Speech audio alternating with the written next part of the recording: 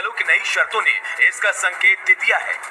पिछले 2 सरकारों में पूर्ण बहुमत के साथ सरकार चलाने वाली बीजेपी के मैनेजर सहयोगियों की नई मांगों को हैंडल करने में जुट गए हैं। सूत्रों का दावा है कि एनडीए गठबंधन की अहम सहयोगी टीडीपी लोकसभा स्पीकर के पद को लेकर अड़ गई है। टीडीपी के पास लोकसभा में 16 सांसद हैं, जिनका समर्थन स्थिर सरकार चलाने के लिए बेहद आवश्यक है। बताया जा रहा है कि टीडीपी अपना वही रुतबा चाहती है जो अटल बिहारी वाजपेयी सरकार के दौरान थी। इसके लिए वो कई अहम मंत्रालय चाहती है, लेकिन इसके साथ ही वो लोकसभा का स्पीकर का पद भी हासिल करना चाहती है।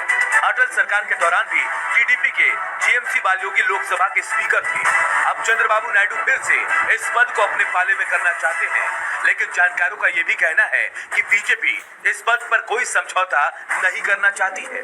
पहले लोकसभा में संख्या बल के आधार के सियासत को समझते हैं। बीजेपी के पास 240 लोकसभा सदस्य हैं, टीडीपी के पास 16 लोकसभा सदस्य हैं, जबकि जेडीयू के 12 सदस्य सांसद चुने गए हैं। स्थिर सरकार चलाने के लिए जरूरी बहुमत के लिए दोनों दलों का साथ बेहद जरूरी है। लोकसभा में किसी को भी पूर्ण बहुमत नहीं मिला, इसीलिए स्पीकर का पद बेहद अहम है। लोकसभा के अंदर कामकाज चलाने के लिए सरकार के पक्ष का स्पीकर होना बेहद अहम है। स्पीकर का पद कितना अहम है, यह आपको बताते हैं।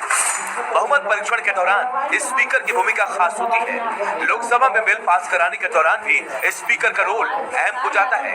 सांसदों के पार्टियों से बगावत के दौरान स्पीकर का फैसला ही माना जाता है।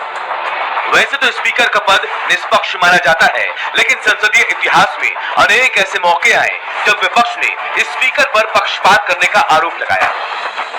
मतलब अगर स्पीकर का झुकाव सत्ताधारी दल की तरफ रहे, उसे सदन में अपने अनुसार काम करने में सहूलियत होती है। वर्तमान लोकसभा में त्रिशंकु हालात हैं, जिसमें सबसे बड़ी पार्टी होने के बाद भी बीजेपी के पास पूर्ण बहुमत नहीं है। जाहिर सी बात है, इस तरह के सदन में स्पीकर की अहम भूमिका से कोई